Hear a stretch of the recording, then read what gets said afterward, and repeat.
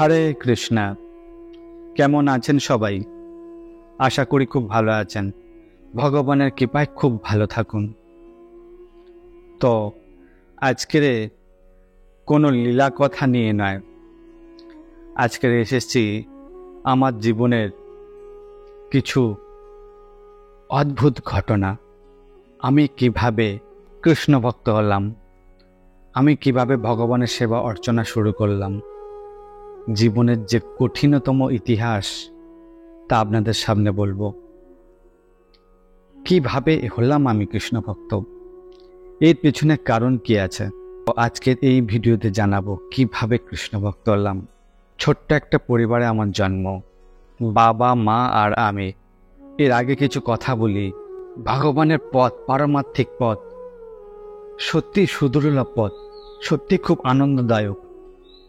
অনেকেই বলতে পারেন, আরে ভগবানের পথে সেবা করলে যে এত দুঃখ কষ্ট আসে, তাহলে এইরকম ভগবানের সেবা করে আমাদের লাভ কি? তাই নাকি? ভগবানের সেবা কেন করব? যে সেবাতে দুঃখ আছে, যে সেবাতে কষ্ট আছে, যে সেবাতে বেদনা আছে, যে সেবাতে যন্ত্রণা আছে, কেন এইরকম সেবা করব? কিন্তু যদি এই প্রশ্ন করেন কেউ, তাহলে একটা উত্তর আছে। প্রত্যেক স্ত্রী চান যে সে যেন সন্তানের মা হতে পারে, সন্তানের মা হওয়ার জন্য লালায়িত থাকেন যে কবে আমি সন্তানের মা হব। কিন্তু আপনারা সবাই তো জানেন সন্তানের মা হওয়া এত সহজ ব্যাপার নয়। এতে প্রচুর বেদনা আছে, প্রচুর কষ্ট আছে, প্রচুর যন্ত্রণা সহ্য করতে হয়। তা আপনারা এবং আমরা সবাই জানি যে একজন স্ত্রী যখন মা হয়, গর্ভবতী হয়, তখন সে কত যন্ত্রণা, কত বেদনা সহ্য করে। কিন্তু তাকে একবার জিজ্ঞাসা করে দেখুন তো, সে যার জন্য লালায়িত থাকে, প্রত্যেক স্ত্রী যে সন্তানের মা হওয়ার জন্য লালায়িত থাকে, হাজারো দুঃখ কষ্ট হোক না কেন, সে কি প্রসন্ন থাকে না? অবশ্যই প্রসন্ন থাকে।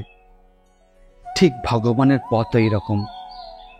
একজন স্ত্রী যখন সন্তানকে প্রসব করেন, তখন স্ত্রী হাজার কষ্ট হলো, সে জানে যে আমার গর্ভে সন্তান আসছে, আমি আমার সন্তানকে পৃথিবীর আলো দেখাবো। যত কষ্ট লালায়িত থাকে সারাটা জীবন যে আমি সন্তানের মা হব, আমি মা ডাক শুনবো। ঠিক ভগবানের পথও এইরকম, অনেক কঠিন, অনেক শক্ত, অনেক বাধা, অনেক বিপত্তি আছে। অনেকেই মনে করেন যে ভগবানের সেবা করলে যে এত দুঃখ, এত জ্বালা, যন্ত্রণা, অশান্তি আসে। এইরকম ভগবানের সেবা করে কি লাভ?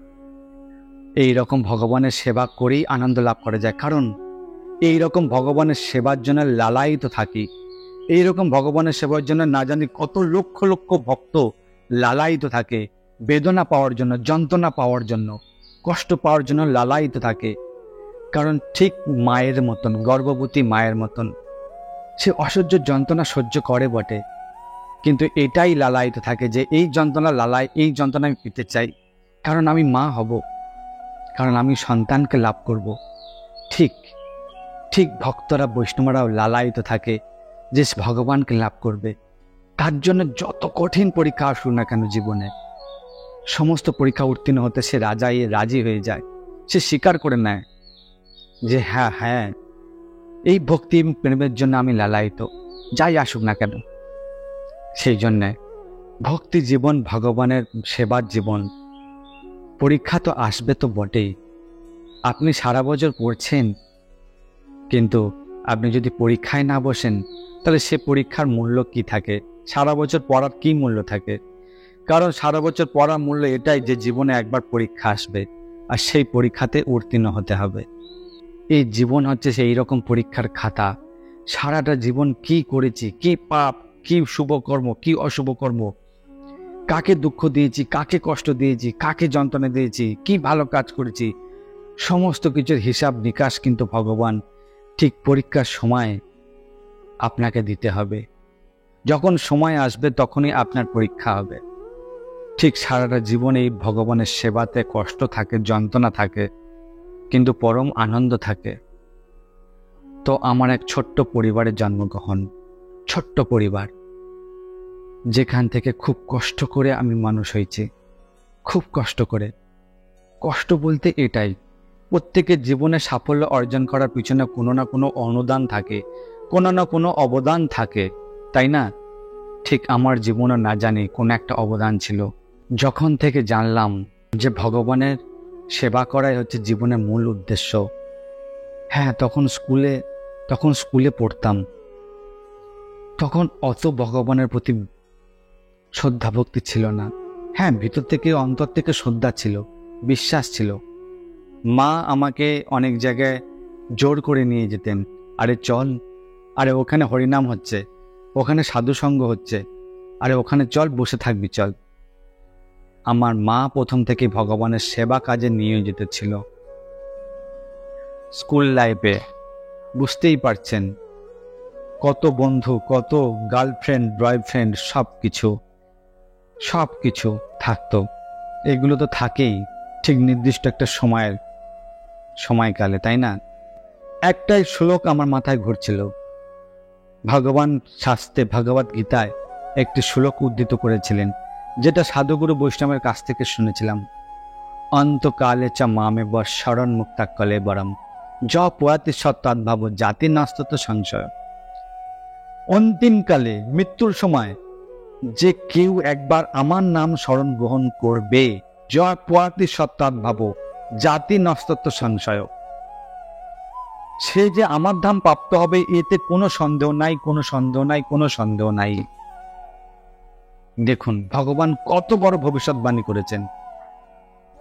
অন্তকালে চ মামে বর স্মরণ মুক্তা কলে বরণ, স্মরণ মুক্তা, যে অন্তিমকালে আমার স্মরণ গ্রহণ করে, জাতি নস্তত্ব সংশয়, কোনো সংশয় নেই এতে, সে আমার ধাম লাভ করবে। ঠিক আশ্চর্য ঘটনা আমার জীবনে ঘটল। কি ঘটনা জানেন? নির্দিষ্ট একটা বয়সে বয়ফ্রেন্ড গার্লফ্রেন্ড থাকে, আমারও বয়ফ্রেন্ড গার্লফ্রেন্ড ছিল। কিন্তু দেখুন, যখন কোনো গার্লফ্রেন্ডের প্রতি আসক্ত হয়ে গিয়েছিলাম, তখন এলো জীবনের সবচেয়ে বড় ধোঁকা, দুঃখ, কষ্ট। এ প্রত্যেকের জীবনে প্রায় হয়েই থাকে। কারণ তখন জানতামই না যে দুঃখালয়ম অশাশ্বতম, এ হচ্ছে দুঃখের জগৎ। যে কোনো বস্তুকে ভালোবাসো না কেন, যে কোনো কাউকে আপন করে নিতে চাও না কেন, সে কেবল দুঃখই প্রদান করবে। কারণ এর স্বার্থের ভালোবাসা, এই জগতে কেবল স্বার্থ ছাড়া আর কোনো ভালোবাসা নেই। যাকেই ভালোবাসবেন সে স্বার্থের জন্য ভালোবাসবে। স্বার্থের অস্ত্র আমাকে প্রয়োগ করেছিল, আর তাতেই আমি দুর্বল হয়ে গিয়েছিলাম। বুঝতেই পাচ্ছেন কি বলছি আমি। এমন দুর্বল হয়ে গিয়েছিলাম যে নরকে যাবার জন্য যেসব রাস্তাগুলো গ্রহণ করার দরকার, যেসব পাপ কর্মগুলো করার দরকার, সেসব পাপ কর্মগুলো আমি করতে শুরু করেছিলাম। এমন দুর্বল হয়ে গিয়েছিলাম পাওয়ার আশায়। কিন্তু দেখা যায় যে জগতে যাই কিছু আমার পাওয়ার আশা করি না কেন, সে যদি সৎ বস্তু হয় তাহলে অবশ্যই কঠিন পরিশ্রম করে তাকে লাভ করতে হয়। কিন্তু যদি অসৎ বস্তু হয় তাহলে তা অনেক যন্ত্রণা পেতে হয়, অনেক কষ্ট পেতে হয়। তাই সেটাই হলো, করলাম প্রচুর পাপ কাজ করলাম, চেতনা জাগল না। একদিন আমার এক বন্ধু, তার বাড়িতে ঠিক দুর্গাপুজোর কয়দিন পর লক্ষ্মী পূজা আসে, তাই না? এই লক্ষ্মী পূজার দিন কি বলবো, আমার ওই বন্ধু নিমন্ত্রণ করেছিলেন বাড়িতে। তো আগে থেকেই প্ল্যানিং ছিল আমাদের যে আমরা ওই দিনকে নেশাগ্রস্ত হব। এবং আপনারা অনেকেই জানেন যে বিভিন্ন দেবীদের পূজাতে সিদ্ধি ব্যবহার করা, সিদ্ধি, যেটা খুব প্রবল খুব নেশা করে। সে সিদ্ধির আয়োজন করা হলো বন্ধুর বাড়িতে, দুইজনে মিলে অনেক কড়া করে যাতে একদম ঝট করে নেশা তৈরি হয়ে যায়, সেরকম অনেক কিছু দিয়ে, সরঞ্জাম দিয়ে সেই নেশাটাকে তৈরি করলো, সে সিদ্ধির বস্তুটাকে তৈরি করা হলো। পূজা হয়ে গেল, দুই বন্ধু মিলে সেবন করা শুরু করলাম। বাড়ির ফ্যামিলি সবাই ছিল, সবাই অল্প অল্প খেয়েছিল। আর আমরা দুই বন্ধু মিলে প্রচুর সেবন করি। কিন্তু আশ্চর্য ঘটনা কি জানেন? ওই যে শ্লোকটা, অন্তকালে চ মামেব স্মরণ মুক্তা কলেবরম, অন্তিমকালে যে স্মরণ করবে সে আমার ধাম প্রাপ্ত হবে। সিদ্ধি খাবার পরে সারা শরীর পুরো বরফের মতন অবশ হয়ে যাচ্ছিল, বরফের মতন। ভেবেছিলাম যে এই হচ্ছে আমার অন্তিম দিন, যার কখনো হয়তো ফিরে আসবে না। বন্ধুকে বললাম, চলো আমাকে তাড়াতাড়ি পৌঁছে দাও আমার বাড়িতে, আমি তাড়াতাড়ি আমার বাবা মাকে দেখতে চাই।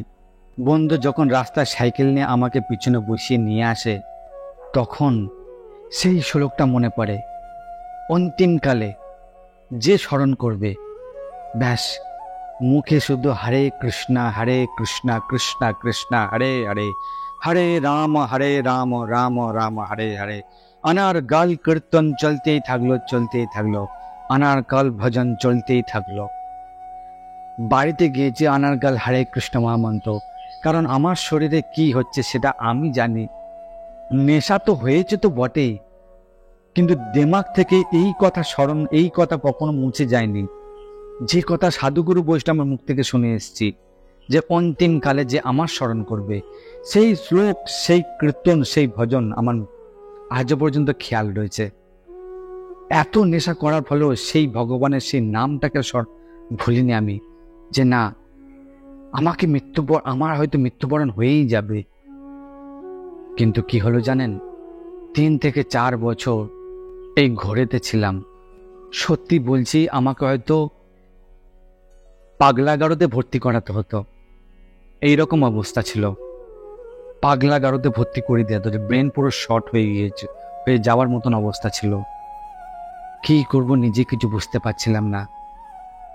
আর শুধু এইটুকুনি জানি যে আমার মৃত্যু হওয়ার আগের দিন পর্যন্ত আমি যেন ভগবানের নাম স্মরণ গ্রহণ করতে পারি, অনার্গল কৃষ্ণ নাম করতে থাকি।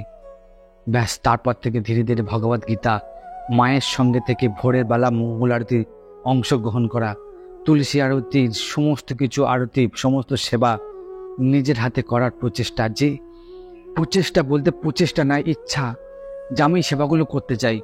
অন্তিম দিন যে কদিন বেঁচে থাকবো, আমার শরীরের যে অবস্থা আমি কাউকে বলে বোঝাতে পারছিলাম না। না জানি কোনো না কোনো সময় যেন মৃত্যু না হয়ে যায়। তারপর থেকে শরীরে এমন অবস্থা খারাপ হয়েছিল। কিন্তু দেখুন, প্রায় 3 থেকে 4 বছর, তার মধ্যে 3-4টা ডাক্তারও দেখিয়েছি, শরীরের কোনো ইমপ্রুভ, কোনো উন্নতি হয়নি। কিন্তু ভগবানের নাম এত শক্তিশালী, যা আমাকে সম্পূর্ণভাবে সুস্থ করে তুলেছে। না কোনো ডাক্তার পেরেছে, না কোনো বুদ্ধি, না কোনো কবিরাজি, কেউ আমাকে চিকিৎসা করে সুস্থ করে তুলতে পারেনি। কেবলমাত্র ভগবানের নামের মধ্যে এমন পাওয়ার ছিল, আমি আস্তে আস্তে ধীরে ধীরে আমি তার সুস্থ হয়ে উঠি। কিন্তু আশ্চর্য ঘটনা দেখুন, এন্টি পার্টি তৈরি হয়ে গেল আমার উপর। এন্টি পার্টি, নিজেরই পরিবার, নিজেরই রক্তের সম্পর্ক, এন্টি পার্টি। আমার পিতামহ, আমার বাবা, যখন থেকে ভগবানের সেবা করা শুরু করলাম, তখন থেকে আমার বাবা, আমার পিতা, আমার মায়ের সাথে অশান্তি শুরু করে দিল। যে আমার মাকে সব সময় দোষ দিতে থাকতো, যে তোমার জন্যে আজ আমার ছেলেটা ভগবানের পথ অনুসরণ করছে। কোথায় সে এখন ছুটবে, খেলবে, হাঁটবে, কোথায় কত কিছু আড়ম্বরে শিখবে, খেলাধুলা করবে, আর সেই ওই বয়সী ভগবানের পথে নিরামিষ আহার গ্রহণ করছে। শরীর তো 2 দিনে 12টা বেজে যাবে। প্রত্যেক আত্মীয় স্বজনদের মুখে কথা, আরে এই বয়সে আমিষ কেন ছাড়লি, এই বয়সে নিরামিষ নিরামিষ কেন খাচ্ছিস, শরীর 2 দিনেই হয়ে যাবে, এইসব ভগবানের সেবা ছাড়, এসব এখন তোদের কর্ম নয়, এসব তোদের এখন খেলাধুলার সময়, এখন পড়াশোনা করার সময়, এখন অনেক কিছু করার সময়, চাকরি বাকরি, এটা সেটা, কত কিছু টাকা ইনকাম করার সময়। কত মানুষ কত কিছু বলতো। কিন্তু দেখুন, যার ভেতরে একবার প্রেমের সঞ্চয় হয়েছে, প্রেমের উদয় হচ্ছে, তাকে কি সরানো যায়? হাজার চেষ্টা হয়েছিল, প্রহ্লাদ মহারাজের মতন। বাবা যেখান থেকে বিরোধ করা শুরু করলো, অনৈতিক অত্যাচার, অনৈতিক হিংসা, অনৈতিক অশান্তি শুরু করতে থাকলো। আমার জন্য মাকে না জানি অনেকবার হসপিটালে যেতে হয়েছে, আমার জন্য মাকে অনেক কষ্ট পেতে হয়েছে। এবং কি এমন সময় গিয়েছে, ছোট একটা কাজ করতাম, বাবা ছিল লেদ মিস্ত্রি, লেদ কারখানার মিস্ত্রি, সেই কাজেই আমাকে শিক্ষা গ্রহণ করতে বলেছিল যে তুমি এই কাজ শেখো। কিন্তু ঢুকেও ছিলাম সেই কাজে, কি হবে? প্রত্যেক দিন মায়ের সাথে অশান্তি, যে আজকে ছেলেটাকে এইরকম ভাবে নষ্ট হয়ে যাচ্ছে, ভগবানের পথে এসে নষ্ট হয়ে যাচ্ছে। মার ধর অশান্তি, বাবার হাতে মাইনের টাকা তুলে দিলে তবেই তিনি বাজার হাট করতেন। যদি 1 সপ্তাহ 10 দিন দেরি হতো মাইনের টাকা দিতে, তখন বাজার হাট বন্ধ করে দিতেন। সমস্ত গ্রামবাসীকে জানাচ্ছিলেন আমার ছেলেটা সাধু হয়ে গেল। সবাইকে ডেকে নিয়ে এসে বাড়িতে মিটিং করত, আমাকে বোঝাতো যে এখন এইসব করার বয়স নয়। নিরামিষ খেতাম, সবার খুব রাগ হতো, হিংসা হতো। নিজের পাড়া প্রতিবেশী সবাই বৈষ্ণব বিদ্বেষী, ভগবানের সেবার প্রতি বিদ্বেষী ছিল। কিন্তু কি করব, ভগবানের সেবায় এমন আনন্দ, এমন প্রেম, হাজার কষ্ট হলেও কিন্তু, হাজার দুঃখ লাগলেও কিন্তু সে সেবায় পরম আনন্দ রয়েছে, যাকে আমি কখনো ছাড়তে চাইনি। যতই বাধা আসুক, যতই কষ্ট আসুক, প্রহ্লাদ মহারাজ মতন অত্যাচার করতে থাকলো, মারপিট, ক্লাবকে ডেকে নিয়ে এসে না হলেও অন্তত প্রায় না হলেও 40-50 বার মিটিং করেছে ক্লাবের ছেলে দিয়ে, ক্লাবের ছেলেদেরকে দিয়ে আমাকে মারার প্ল্যান করেছে। এরকম অনেকবার ক্ষতি করেছে, অনেকবার। নিরামিষ আহার গ্রহণ করতাম, ভগবানকে সেবা দিয়ে ভোগ লাগিয়ে ভোগ গ্রহণ করতাম। সেখানে ভোগের তালাতে বাজার থেকে ডিম মাছ কিনে নিয়ে এসে সেই সবগুলোকে পুরো নষ্ট করে দেওয়া, থালা বাসনগুলোকে। এইরকম ভাবে অনেক অত্যাচার, অনেক কষ্ট করেছে। আর যতই বাধা দিয়েছে, যতই কষ্ট দিয়েছে, যতই যন্ত্রণা দিয়েছে, ততই ভগবানের প্রতি আমার প্রেম বৃদ্ধি পেতে চলেছে, ততই প্রেম বৃদ্ধি পেতে চলেছে। যতই বাধা আসুক না কেন। যখন অনেক বছর অতিক্রান্ত হলো, তখন বুঝতে পারলাম, যখন কোনো গ্রামবাসীরা যখন জিজ্ঞাসা করতো, যারে তোর বাবা এত দুঃখ পাচ্ছে, এত কষ্ট পাচ্ছে, তোর বাবার জন্য বাড়িতে এই অশান্তি হচ্ছে, বাবার কথা মেনে নে, বাবার কথা মতো চল। কিন্তু প্রেমের কাছে আমি মাথা নত। বাবা প্রেমকে বুঝতো না, বাবা ভগবানকে ভালোবাসতো না, বিশ্বাস করতো না। একটা কথা বলতে চাই, জীবনে যদি বাধা যদি না আসে, কষ্ট যদি না আসে, তাহলে জীবনে আপনি শিক্ষা লাভ করতে পারবেন না, কোনো শিক্ষা লাভ করতে পারবেন না। আমার জীবনে আমার বাবা হলো আমার আসল গুরু, যে আমাকে ভগবানের পথে আরো এগিয়ে যেতে সাহায্য করেছে, যে আমাকে ভগবানের প্রতি সেই প্রেম বৃদ্ধি করার থেকে সাহায্য করেছে, যার কৃপা আমার বাবার প্রতি ছিল। যে পরমেশ্বর ভগবান আমার বাবার প্রতি এত অশেষ কৃপা করেছে, এমন একটা অভিনয় রোল দিয়ে পাঠিয়েছে যে আমার পিতা রূপে এসছে আমার জীবনে। সত্যি আমি খুব ভাগ্যবান। আপনারা মনে করতে পারেন যে বাবা এরকম ছেলের প্রতি অত্যাচার করার পরেও ছেলে বলছে আমার বাবা খুবই ভাগ্যবান। আমার বাবা কোনো মতেই দোষী নয়। ছেলের প্রতি যতই অন্যায় অত্যাচার করো না কেন, আমার বাবা হলো সর্বশ্রেষ্ঠ গুরু। কেন জানেন? কারণ জীবনে এইরকম বাধা, কষ্ট, যন্ত্রণা যদি না দিত, তাহলে ভগবানকে বুঝতে পারতাম না এত গভীরভাবে। ভগবানের সে প্রেম, এত গভীর প্রেম উপলব্ধি আমি করতেই পারতাম না।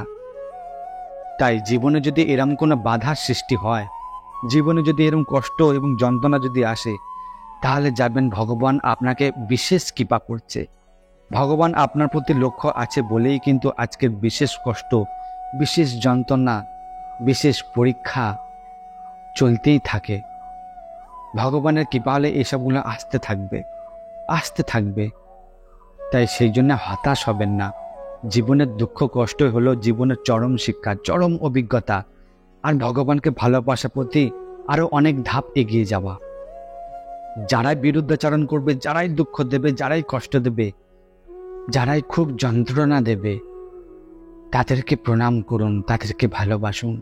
কারণ এই যন্ত্রণায়, ব্যথায়, বেদনায় কিন্তু ভগবানকে পাওয়ার একমাত্র রাস্তা। সুখে কখনো হরিভজন করা যায় না, সুখে কখনো ভগবানকে ভজন করা যায় না, ভগবানকে স্মরণ করা যায় না। তাই আমার জীবনে আমার বাবা হলো শ্রেষ্ঠতম গুরু, যিনি আমাকে এত যন্ত্রণা দিয়েছে, এত বাধা দিয়েছে, যার জন্য আমি আজ গভীরভাবে এই ভগবানের দিব্য প্রেমকে উপলব্ধি করার চেষ্টা করতে পারছি, নামমাত্র চেষ্টা করতে পারছি। তাই আপনাদের কাছে একটাই অনুরোধ, যে জীবনে কখনো যদি বিপদ আসে, জন্য সমস্যা আসে, কোনো কষ্ট, ব্যথা, যন্ত্রণা কেউ দিয়ে থাকে, তাহলে জানবেন যে এটা হচ্ছে ভগবানের এক অশেষ কৃপা। আর এটা ধরে নিন প্রারব্ধ কর্মের ফলস্বরূপ আপনাকে লাভ করতে হচ্ছে। প্রারব্ধ কর্মের ফলের সাথে সাথে ভগবান এটাও চুজ করে নেন যে তুমি কোনটা চুজ করবে। প্রারব্ধ কর্মের ফল হিসাবে নিজেকে শান্ত রাখবে, নাকি ভগবানের পরীক্ষা রূপে, পরীক্ষা ভেবে তুমি সেটাকে নিজেকে এগিয়ে নিয়ে যাবে জীবনে। এটা হচ্ছে তত্ত্ব, এমন এক তত্ত্ব, এমন এক স্তর যেটাতে বোঝা খুবই কঠিন, টাফ ব্যাপার, খুব টাফ ব্যাপার। তাই জীবনের প্রধানতম কাহিনী আপনাদের শ্রবণ করালাম। জানি না যে জীবনে আরো কত পরীক্ষা দিতে হবে। তো এখন আমার বাবা সুস্থ আছেন, আমার মাও বেঁচে আছেন, আমার মাও সুস্থ, পরিবারের সবাই কুশল, ভগবানের সেবা খুব সুন্দরভাবে চলছে। তো সেই জন্য ভগবানের সেবাতে পরম আনন্দ আছে। আমি যে ছোটবেলায় যে প্রেম করেছিলাম, যাকে ভালোবেসেছিলাম, যাকে পেতে চেয়েছিলাম, ও তো কেবল স্বার্থের ভালোবাসা ছিল। আমি তাকে পেতে চেয়েছিলাম। প্রেম এইরকম নয় যে কাউকে লাভ করা, প্রেমের ধর্ম এরকম নয় যে কাউকে লাভ করলেই যে সেটা প্রেম হয়ে যায়। প্রেমের ধর্ম এটাই, খুবই কঠিন প্রেমের ধর্ম। প্রেমের ধর্ম এটাই, যাকে আপনি ভালোবাসবেন তার কি ইচ্ছা, সে কিতে খুশি থাকে, সে কিসে প্রসন্ন হয়, তার জন্য প্রচেষ্টা করা। আমার প্রেমিকে সুখী দেখতে চাই, আমার প্রেমিকে প্রসন্ন দেখতে চাই, আমার প্রেমিকে খুব আনন্দে দেখতে চাই। এটাই হলো প্রকৃত প্রেম। প্রেম কখনো লাভ করার জন্য ছুটে যায় না। প্রেম সেটাই হয় তাকে খুশি করার জন্য, তাকে প্রসন্ন করার জন্য। প্রেমেতে কখনো লাভ করা যায় না। আর যে প্রেমের মাধ্যমে লাভের প্রচেষ্টা থাকে, যে প্রেমের মাধ্যমে পাওয়ার প্রচেষ্টা থাকে, সেটা কখনো প্রেম হতে পারে না। আর আমরা জগতে যাই কিছু প্রেম করছি না কেন, সব পাওয়ার আশায়, লাভের আশায়। এর পিছনে গভীর স্বার্থ লুকিয়ে আছে, গভীর স্বার্থ, ক্ষুদ্র স্বার্থ। একটু বিচার করে দেখবেন, ক্ষুদ্র স্বার্থই আমাদের জীবনকে তিলে তিলে তিলে তিলে দুঃখ দিয়ে, যন্ত্রণা দিয়ে দিয়ে আমাদেরকে শেষ করে দিচ্ছে। প্রেম করুন উজাড় ভাবে। প্রেম বন্ধনকে মুক্ত করে দেয়। প্রেম কখনো বন্ধনে আবদ্ধ হয় না। প্রেম তো মুক্ত আকাশে উড়তে শেখায়। কেমন লাগলো আমার জীবনে এই প্রধানতম কাহিনী? যদি ভালো লাগে তাহলে অবশ্যই লাইক ও অবশ্যই ভালো কিছু কমেন্ট করবেন। ভালো থাকবেন, সুস্থ থাকবেন। হরে কৃষ্ণা।